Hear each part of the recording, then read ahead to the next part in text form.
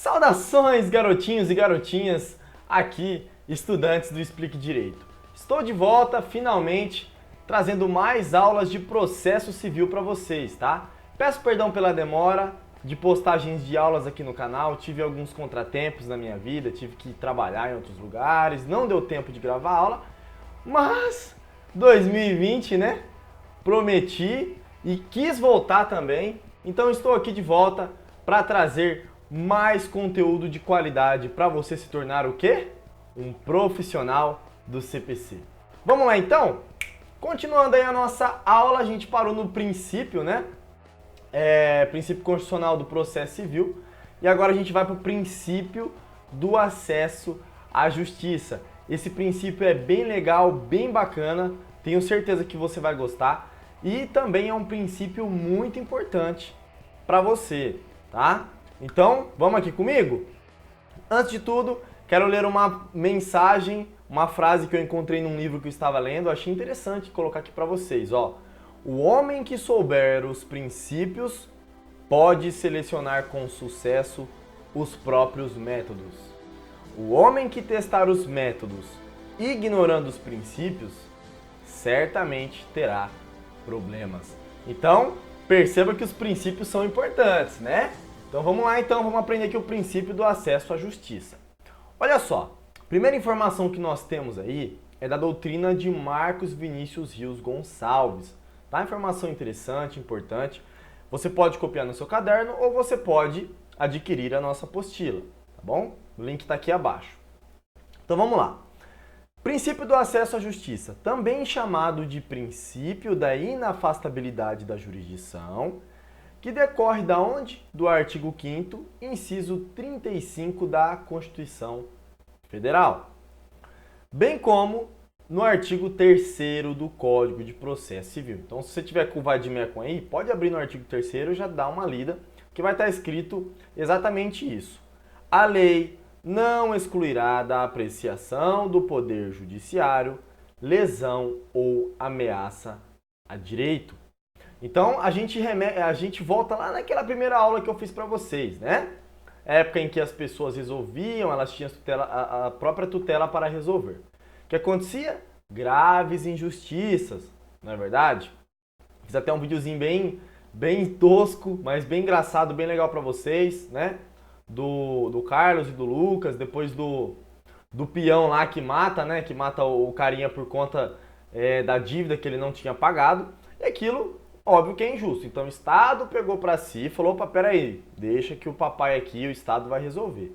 Então, se o Estado vai resolver, nada mais justo do que ele resolver todo tipo de conflito, não é verdade? Já que ele não autoriza a gente resolver com a mão, dá umas porradas às vezes em alguém que não quer pagar, então a própria Constituição define que não será excluído da apreciação do Poder Judiciário, ok?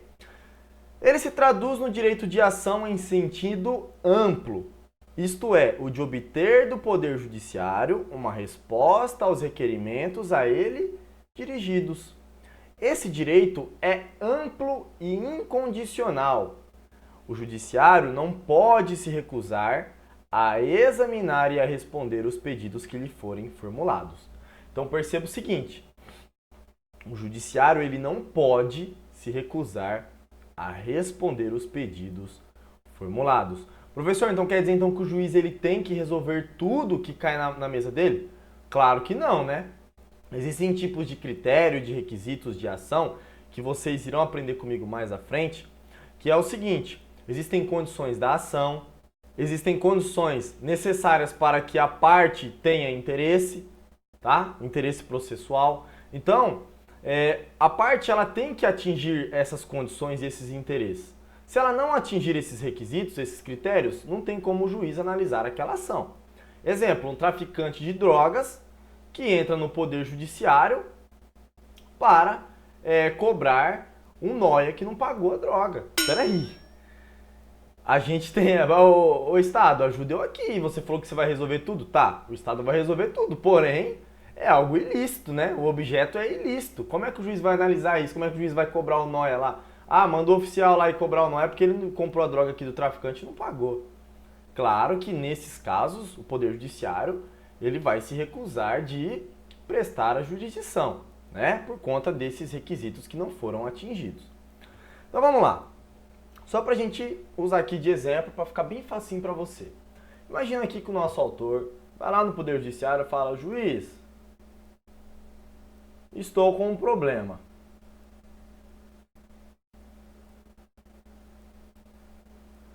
Nós sabemos que o Poder Judiciário ele é inerte, então você tem que ir lá requerer desse Poder Judiciário uma solução. Ele vai estar lá paradinho esperando você ir lá e falar o seu problema para ele resolver. Beleza. O Poder Judiciário, de acordo com o nosso princípio, ele não pode se recusar. O juiz não pode falar assim: não quero resolver seu problema, não vou resolver seu problema. Não. O juiz ele vai dizer: tudo bem, vou analisar se você está com todos os requisitos. Tá? Então o juiz faz o juízo de admissibilidade, vocês vão aprender mais à frente. E aí, se a parte atingir esses requisitos, aí sim o juiz vai analisar o processo. Tá bom? Então olha só. Dentro do artigo 3º do Código de Processo Civil, nós temos algumas observações importantes. Quais são elas? Estão aqui nos parágrafos que você vai ler comigo agora aqui nesse slide maravilhoso. Olha só. Não se excluirá da apreciação jurisdicional ameaça ou lesão a direito. Parágrafo 1º. É permitida a arbitragem na forma da lei. Então vocês vão aprender mais à frente, eu vou explicar de modo mais específico, porém agora eu vou explicar de forma mais resumida, tá? Mas mais à frente a gente vai tratar dessa coisa da arbitragem, vou explicar certinho para vocês. Mas o que seria arbitragem? A arbitragem nada mais é do que um contrato em que duas partes fazem. Então imagina Carlos e Lucas fazem um contrato. E aí, dentro desse contrato, eles estipulam que Renan, vou usar um nome aqui de exemplo. Então imagina aqui, ó, o Renan conversando aqui, tá vendo a boquinha dele mexendo? Então esse aqui é o Renan. Aqui é o Carlos. Isso aqui é o Lucas. Então Lucas e Carlos definem que Renan será a pessoa legitimada para resolver qualquer tipo de conflito que existir nesse contrato, tá? Então eles definem que Renan será o árbitro. Professor, mas isso aí não seria inconstitucional? Não estaria definindo uma outra pessoa que não é um juiz togado, né? Que foi aprovado no concurso, que é o representante estatal para responder à tutela? De acordo com o agravo regimental de número 5.206 do STF, então anota aí, tá? Agravo regimental número 5.206 do STF, o relator pertence, decidiu o quê? Decidiu que isso aqui não fere o nosso princípio do acesso à justiça, tá bom?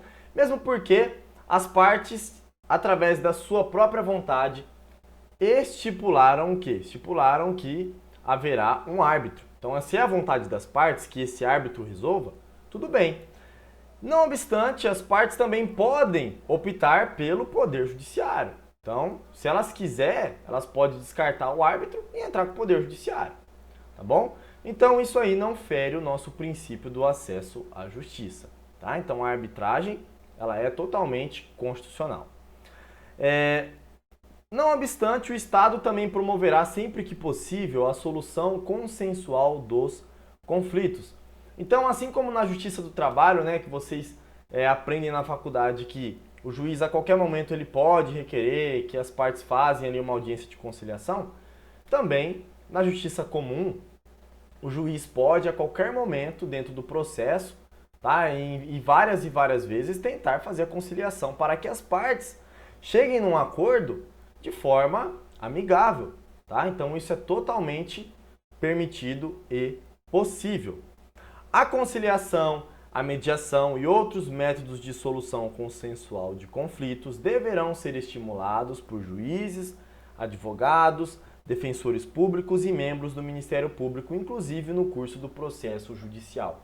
Então perceba que não só as partes podem requerer essa conciliação, não só o juiz, mas advogado, Ministério Público, qualquer parte do processo, até o juiz, pode requerer essa conciliação, beleza? Isso aqui não fere o princípio do acesso à justiça. Na verdade, esses métodos foram criados para o quê?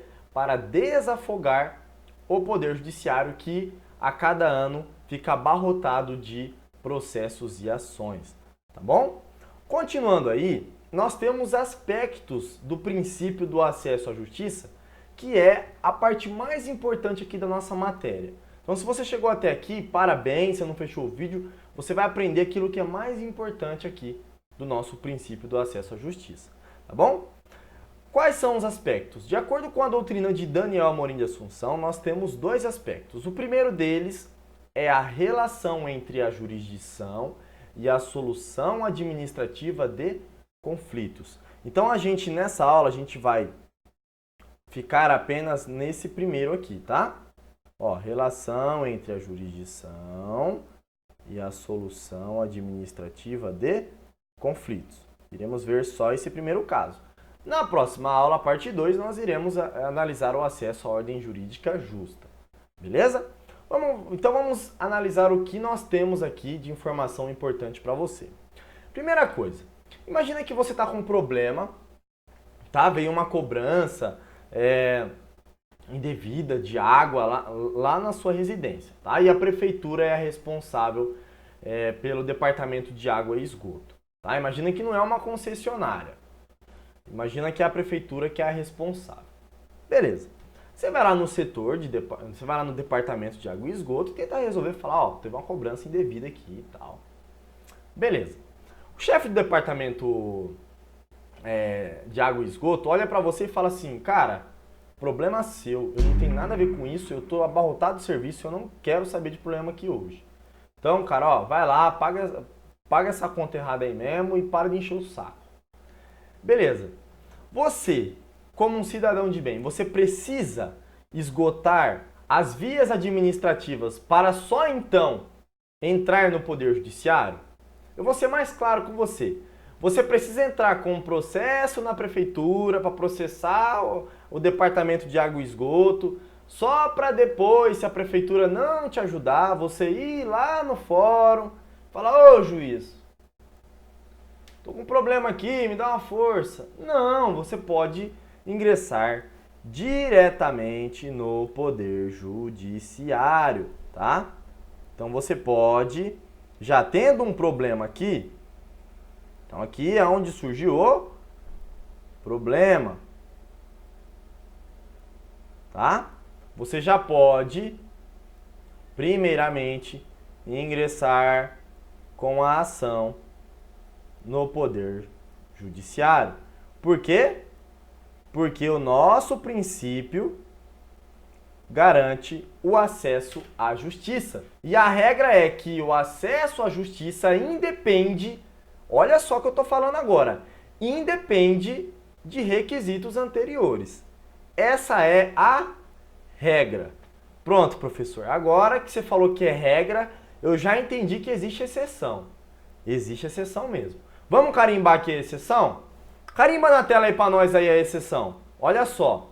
A exceção está contida na justiça esportiva, tá? Então, olha só. Essa exceção, ela deriva da própria Constituição Federal. Então, por isso que ela é uma exceção, porque a própria Carta Magna, a própria Constituição define que nos casos de justiça desportiva, primeiramente, você precisa esgotar as vias administrativas para só então, não tendo uma resposta positiva, você ingressar no Poder Judiciário. Tá? Então, isso é uma exceção. Olha só o que está escrito aqui no 217 da Constituição Federal. É dever do Estado fomentar práticas desportivas formais e não formais como direito de cada um, observados. Aí a gente tem lá os incisos e o que interessa pra gente é o parágrafo 1º, tá? Olha só, o Poder Judiciário só admitirá ações relativas à disciplina e às competições desportivas após esgotarem-se as instâncias da justiça desportiva reguladas em lei. Olha só o que está escrito, após esgotarem as instâncias da justiça desportiva. Então aconteceu alguma coisa lá, um crime do futebol lá. O Neymar deu uma voadora lá naquele cara que deu aquela pesada nas costas dele, ele foi descontar. Falou, não, agora eu vou descontar. Deu uma voadora, mas bem no meio da coluna, quebrou 3 vértebras dele, não sei nem falar, 3 vértebras dele, estourou tudo, o jogador saiu meio troncho assim. Justiça desportiva que vai julgar isso aí, que vai analisar. Já pode entrar direto no judiciário? Não. Primeiro, justiça desportiva. O jogador tomou um cartão lá, tá errado, não tá certo, aquilo ali, né, não faz parte ali da lei do futebol, não entendo muito de futebol, mas não faz parte da lei do futebol.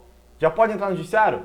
Não. Primeiro vai esgotar as vias administrativas da justiça desportiva para só então você conseguir ingressar no judiciário.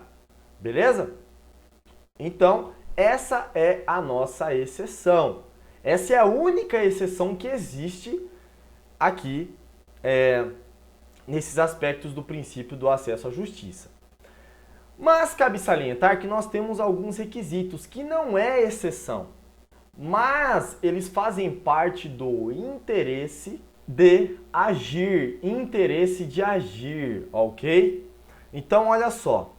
O primeiro aspecto aí que nós temos é a Lei 12.016, que é a Lei do Mandado de Segurança. Lá no artigo 5º dessa lei está descrito o seguinte: não se concederá mandado de segurança quando se tratar, inciso 1º, de ato do qual caiba recurso administrativo com efeito suspensivo, independentemente de caução.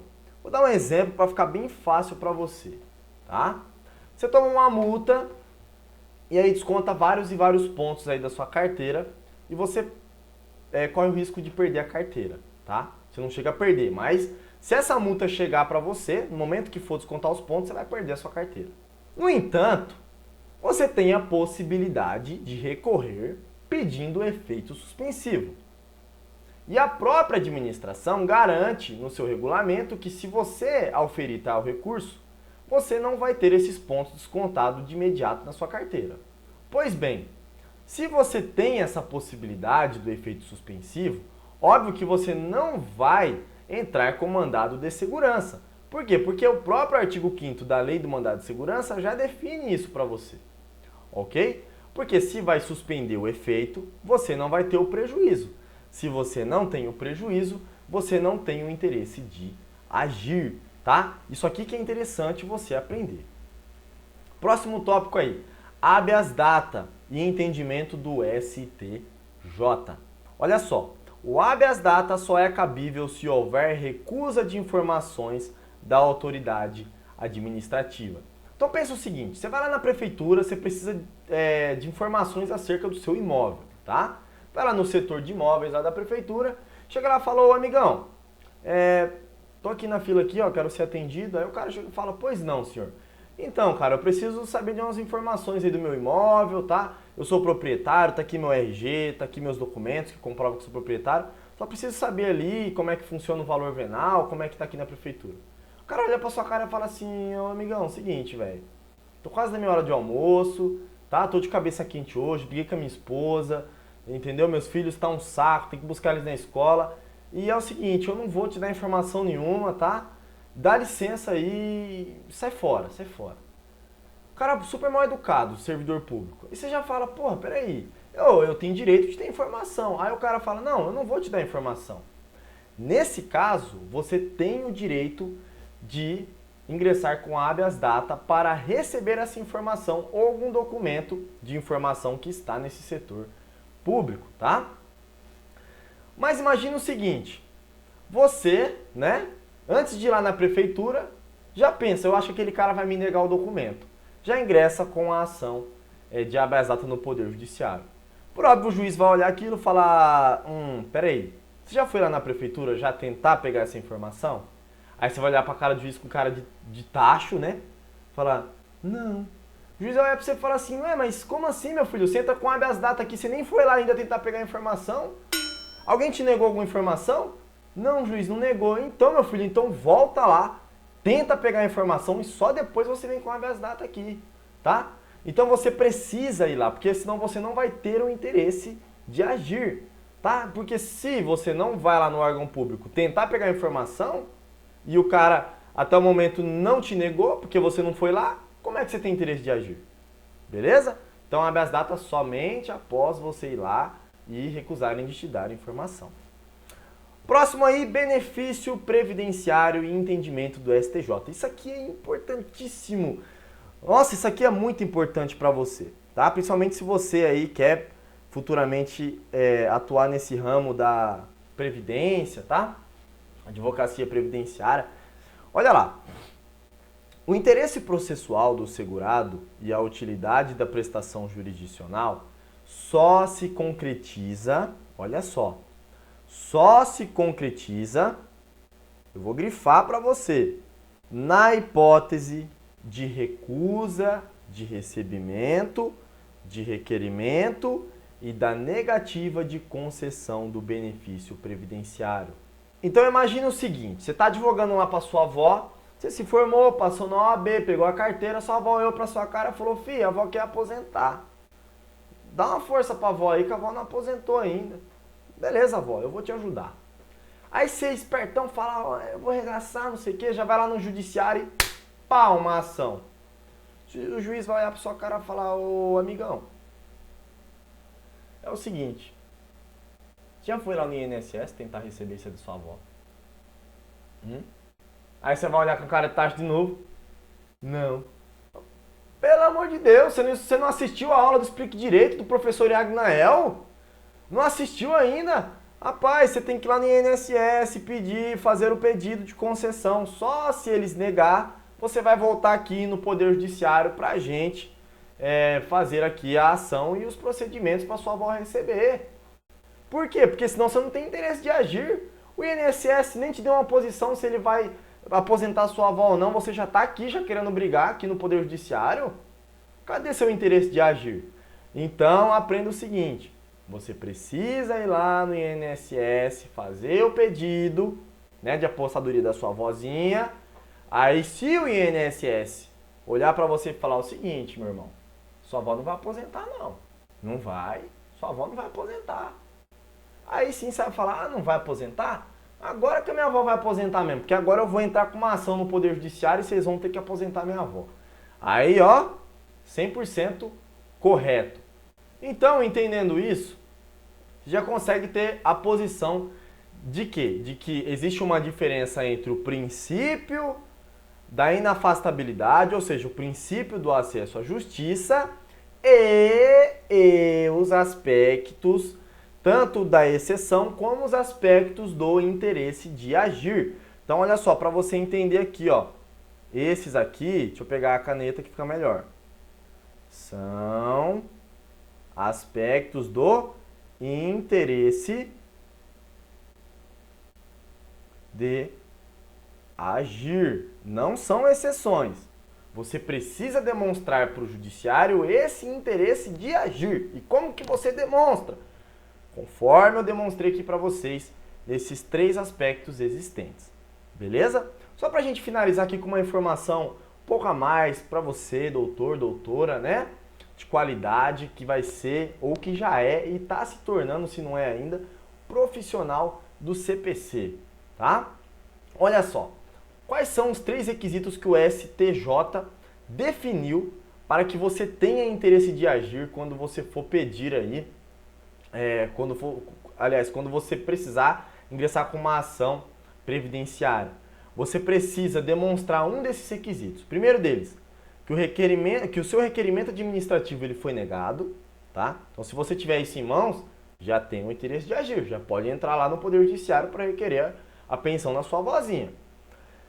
Você também pode demonstrar que você está há 45 dias sem nenhuma resposta desse seu requerimento. Então, passou de 45 dias, opa, já tenho interesse de agir aqui já para ingressar no judiciário. Então, o INSS que se cuide aí, que tenha pressa para responder para você. Ou que a tese notoriamente é rejeitada pelo INSS. Então, imagina lá que você já saiba que pessoas abaixo de 30 anos de contribuição não podem receberem aposentadoria. Sabendo disso, já sabe que o INSS vai rejeitar. Porém, você visualiza uma possibilidade, uma oportunidade que essa pessoa trabalhou vários anos sem ter sido registrado justamente por conta do patrão dela. Mas você sabe que se você for pedir, o INSS não vai aceitar. Então você já tem em mãos aí o interesse de agir, porque você sabe que ir lá no INSS requerer esse benefício vai ser uma perda de tempo, vai ser negado e, óbvio, o judiciário também vai entender a mesma coisa. Aí você já pode ingressar no judiciário, tá bom? Então esse é o princípio do acesso à justiça e esse é o aspecto da relação entre a jurisdição e a solução administrativa de conflitos. Agora a gente encerra aqui com muito orgulho, graças a Deus, encerramos a nossa primeira parte e agora iremos para a parte 2 do nosso maravilhoso princípio. Beijão, abração bem apertado, que esse nosso novo ano de 2020 seja um ano maravilhoso. Deixo aqui as minhas estimas, o meu abraço para todos vocês, já somos mais de 20 mil inscritos, estou muito feliz por isso e em breve estarei lançando um curso de recursos e também vou fazer aulas ao vivo para vocês em abril, então fique ligado, tá? Já deixa o seu like, o seu comentário, a sua sugestão e até a próxima aula. Um abraço, tchau, tchau!